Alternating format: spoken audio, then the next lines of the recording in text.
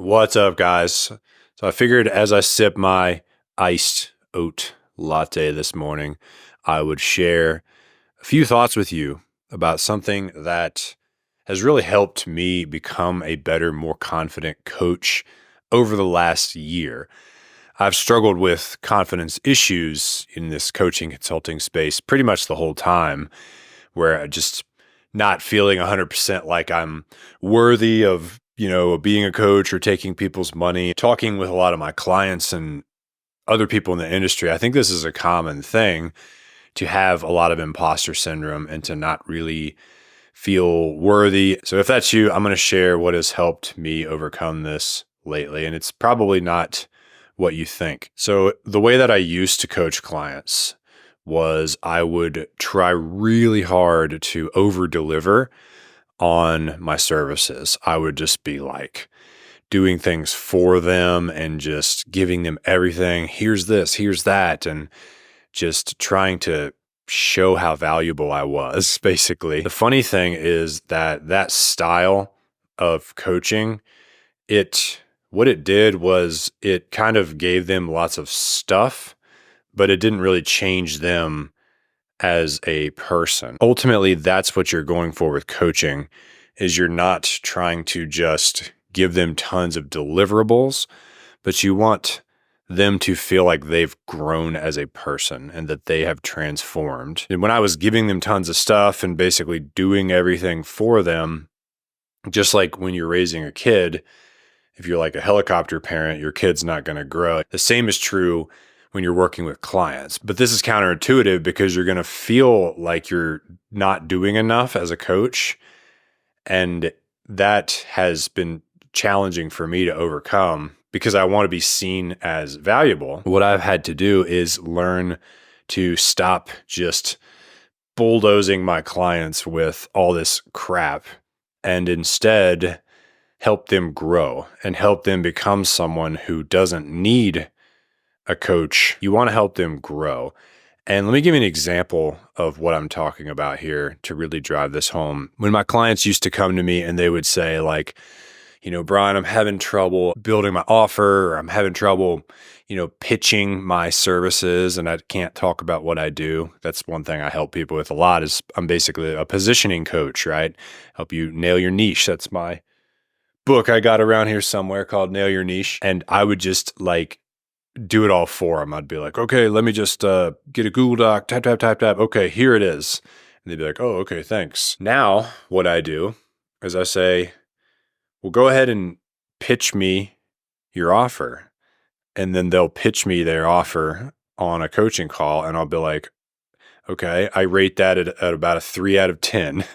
And here's why. And I mess with them. That I say, I want you to, at the beginning, talk about the pain points of your customer more.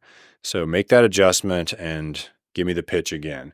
Live on the coaching calls. And you can tell they're like uncomfortable doing this on the spot, but man, it makes such a difference because they're being made to, in real time, live, like practice their thing. We're not just theorizing anymore. I'm like, let's just do it. We might role play a sales call so I can help them learn how to sell their thing, where I'll be a reluctant prospect. They try to sell me and I'm like, all right, that was decent, but let's run it from the top. So the shift that I've made is to think about what does my client need, and then how can I help them grow to become the person that has that instead of giving them a bunch of stuff. The epiphany I had that is counterintuitive is that if you just give your clients a bunch of crap, you think that that's going to make you valuable. I gave them this and that and this and that and that. I did all these things for them. It actually makes you less valuable because you're not giving them what they actually need. You're actually taking away their opportunity to grow by doing everything for them, and that often ends up overwhelming them. I remember working with a coach who did that to me, just gave me tons of stuff many years ago. And we had only worked together for 2 or 3 months, and I just emailed him and I was like, I need to put our coaching on pause because I have so much to implement. Because he had given me all the stuff and I felt like, oh my gosh, I got so much to implement. Why should I keep paying him until I've done all this stuff? I realized that throughout my coaching career, a bunch of my clients did that to me. They would put our coaching on pause after a few months because they'd say, I have so much to implement. You've given me so much. Now I just need to implement. And so if you don't want your clients to quit on you, then stop steamrolling them with all of these deliverables and instead do what it takes to help them grow. Be comfortable doing what feels like less and asking more questions. If you are a coach who helps somebody make videos like this for their YouTube channel, the best thing you could do is be like, all right, your homework is to make a video on day one without any training.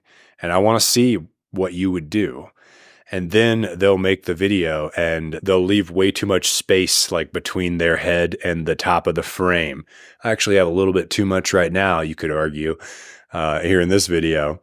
But that's like a beginner mistake that I used to make, and it was much more egregious than it is now.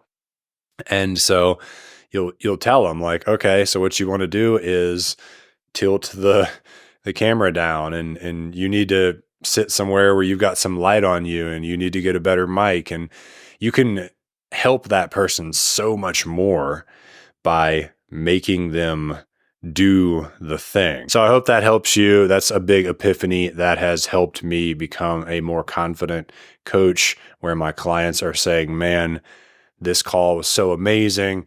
I really appreciate it. And I'm realizing that I'm talking less and I'm asking more questions, and we're doing more real life role play. Whatever is going to make your client vulnerable is going to cause your client to grow. Remember that. Appreciate you all being here, and I'll see you in the next one.